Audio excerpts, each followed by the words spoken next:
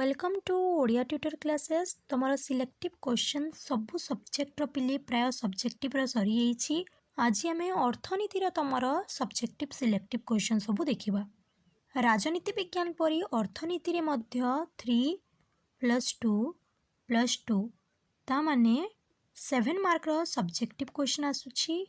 Long question आसुनी पिले 3 marker गोटे question आसी 2 मार्कर 2टी क्वेश्चन आसी इमानक और रे मध्य गोटे गोटे क्वेश्चन रही थिबो। एई पैराग्राफ को पिले टिके भलसे पढ़ी थिबो। देखो एठी अछि एही सबु कारण रु विकसित देश रे लोकमानक जीवन धारण मान अति उच्च और उन्नत होई थाई। तमे पढ़ी थिबो जे को कारण द्वारा सेमानकर जीवन धारण मान उच्च होई पारुछि। मूल जातीय आय काहाको कुहा जाए? मुंड पिछा आय कोन देखिथिबो। एई पैराग्राफ रे गोटे क्वेश्चन अछि पिले देख।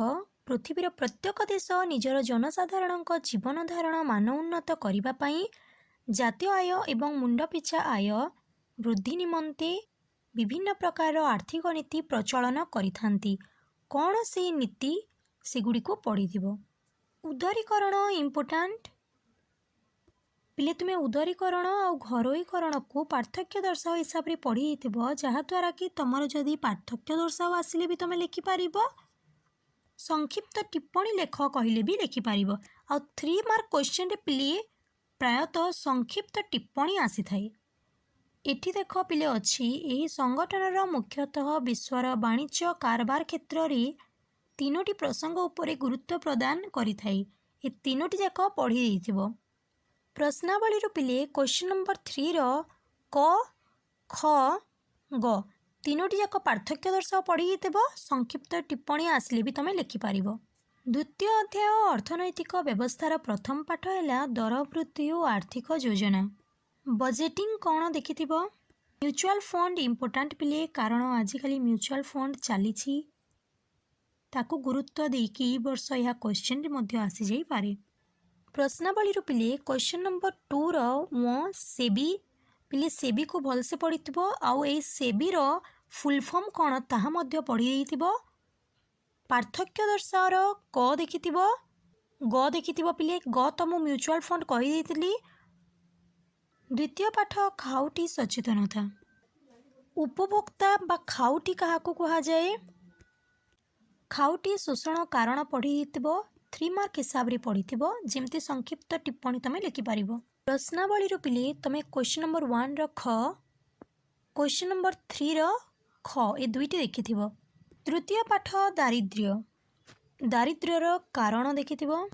प्रश्नावली क्वेश्चन नंबर 2 रो क ग, क्वेश्चन नंबर 3 रो ख एतिकी देखिथिबो। चतुर्थ पाठ बेकारी। एटी देख पिले अच्छी भारत में बेकारी समस्या को साधारणतः 3टी दृष्टिकोण विचार करा जाए। से 3टी दृष्टिकोण तमे देखि देइथिबो। प्रश्नावली क्वेश्चन नंबर 1 रो ग, क्वेश्चन नंबर 2 रो पिले क आउ ख very very important. Question number 3 रो ग। तृतीय अध्याय उद्योग विकास रो प्रथम पाठ है औद्योगिकरण। सृजनशीलता पढ़ी देइथिबो। पिले ए चैप्टर आमे प्रश्नावली डायरेक्ट क्वेश्चन देखिबा।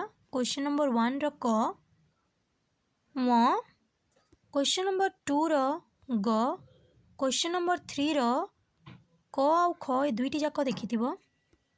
द्वितीय पाठ उद्योग प्रतिष्ठा पाठ। प्रश्नावली क्वेश्चन नंबर 1 रो ग, क्वेश्चन नंबर 2 रो क, क्वेश्चन नंबर 3 रो क।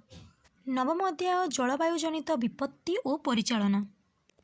प्रश्नावली पिले क्वेश्चन नंबर 1 रो क ज अण, क्वेश्चन नंबर 2 रो घ च। जहाँ सबू सिलेक्टिव क्वेश्चन देली पिले ताहा सबू तुम अर्थनीति पाई इम्पोर्टेंट तुम पढ़ी देइथिबो। वीडियोटी भल लगिले लाइक करिवो, तुम सांग मानक सह शेयर करिवो।